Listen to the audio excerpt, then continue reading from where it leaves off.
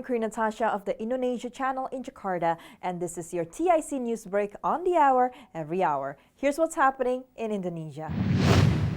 Indonesia Parliament approved a government request to boost energy subsidies by about $23.8 billion to be able to keep some energy prices unchanged amid a global surge in inflation. Additional energy subsidies worth 74.9 trillion rupiah or $5.09 billion were approved, along with an additional compensation of 275 trillion rupiah for state energy firm Pertamina and utility PLN. Despite the top-up, Finance Minister Sri Mulyani Indrawati said the government is considering raising electricity tariffs for some household consumers with larger power capacity. The changes assume Indonesian crude oil price at an average $100 a barrel this year, compared to the original assumption of $63 a barrel. The government has seen a windfall in revenue thanks to high commodity prices, and the budget revisions will bring the fiscal deficit forecast to 4.5% of GDP from the previous prediction of 4%.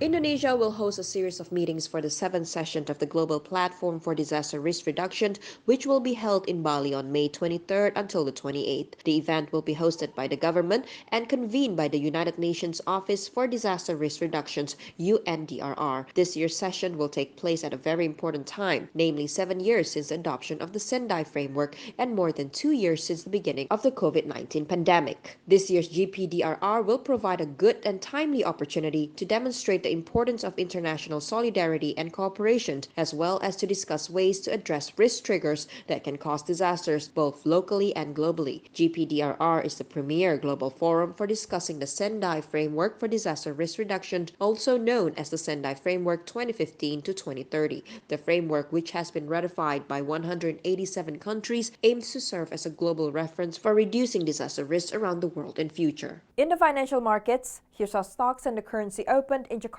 and around the region.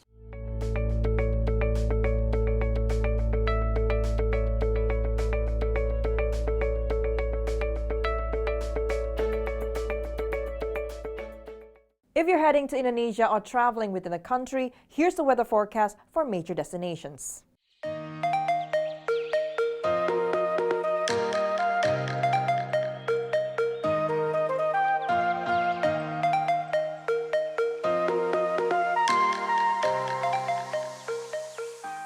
And that's what's happening in Indonesia. I'm Queen Natasha with your TIC News Break.